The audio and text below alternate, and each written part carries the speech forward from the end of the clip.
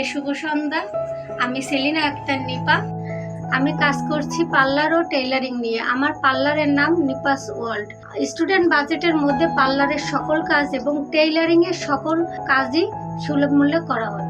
গল্প বলার আগে সর্বপ্রথম শুকরিয়া আদায় করি মহান রব্বুল আলামিনের প্রতি। সেলিনা আক্তার নিপা কিভাবে আপনাদের মাঝে নিপা সেলিনা হয়ে উঠলো তার ছোট্ট একটি গল্প আজ আপনাদের সাথে বলতে চাই। আমার উদ্যোক্তা জীবনের গল্প বলার সাথে সাথে আপনাদের আমার হাতের তৈরি কিছু ড্রেস দেখাচ্ছি। দেখেন, এই একটা বারবি গাউন বাচ্চাদের। ড্রেসটা সম্পূর্ণ আমার হাতের তৈরি এবং নিখুঁত কাজ। সম্পূর্ণ বুকে ছোট ছোট গোলাপ ফুল দিয়ে ভরা এবং হাতে অনেক সুন্দর ডিজাইন করা। সম্পূর্ণটাই হাতে করা তৈরি এবং এর সাথে আছে ছোট্ট একটি মাথার ব্যান্ড, 3 পাটের মাথার ব্যান্ড, সম্পূর্ণ নিখুঁত হাতের কাজ করা। এই আরও একটু ড্রেস দেখেন, ড্রেসটাও আমার হাতের সম্পূর্ণ তৈরি, সম্পূর্ণ নিখুঁত কাজ করা। আমার উদ্যোক্তা জীবনের শুরু প্রথম প্রাধান্য আমার মা।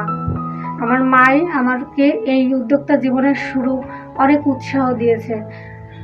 2003 সালে আমাকে আমার আম্মু বলল যে যা দর্জি কাজটা শেখ। আমার আম্মুর কথাই আমি শিখলাম।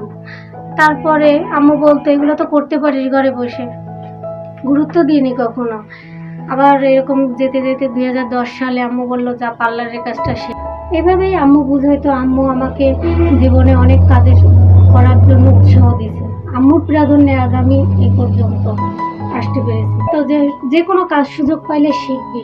মানুষের কাজ শিখলে উপকার ছাড়া ক্ষতি নাই, এই কথা বললে তারপরে আমার খুব আগ্রহ হইতো, শখ হইতো যে আমি আরো কিছু কাজ শিখি। তখন আমি যে কোনো কিছু মানে জানতে পারলে ওখানে প্রশিক্ষণ হচ্ছে, এভাবে আমি অনেক কাজ শিখছি। ব্লক, বাটিক, হাতের সেলাই, মোমের কাজ, বিভিন্ন কাজ আমি শিখছি। শেখার পরে যাই হোক তেমন বাইরের কোনো কাজ করিনি, শখ করে কাজ করতাম ঘরে। হঠাৎ এক সময় 2017 সাল, তখন হঠাৎ একটা ঝড় আসে আমার জীবনে। এই ঝড় এমনই একটা ঝড়, না হয় ঝড়ের গল্প অন্য আরেক সময় বলবো। তো ওই ঝড়ে আমি আর উঠে দাঁড়াতে পারি না, উঠে দাঁড়ানোর কোনো ক্ষমতাই আমি পাই না। ঠিক তখন আমার আম্মু বলে যে তুই তো অনেক কাজ শিখলি, দেখ না এই দিয়ে কিছু করতে পারিস নাকি। তাই বললে তখন আমি আম্মু কিভাবে করব, আমি তো দর্জি কাজও জানি, কি অর্ডারে দেবে। তখন আমার আম্মু বলে যে আমি যদি তোকে অর্ডারে এনে দিই তুই কি করবি, পরে বানাস, না হলে বানানো লাগবে না, এইভাবে বলতো। তখন আম্মুরে বললাম যে পাইলে ইনশাল্লাহ কাজ করব। তাই বলার পরে দেখেন সুন্দর এই জামার সাথে কিন্তু ছোট্ট একটা ব্যান্ড আছে, অনেক কিউট, হাতের তৈরি, একেবারেই সম্পূর্ণ, কিছু কিছু গোলাপ ফুল দেওয়া, মাথার নিখুঁত কাজটাও দেখেন অনেক সুন্দর। তারপরে আম্মু আমাকে বললে, আমি বলতেছি কি জামু অর্ডারই পাইলে করতাম, পার্লারে কিছু কাজ করলে ঘরোয়াভাবে করতাম। তখন আম্মু আমারই বান্ধবীদের কাছে বলে যে তোরা একটা জামা ওর কাছ থেকে বানায় দেখ, যদি ভালো লাগে তাহলে পরে বানাস। আমার সম্পূর্ণটা মূলই আমার মা, এই কাজের সম্পূর্ণ প্রাধান্য বলবো।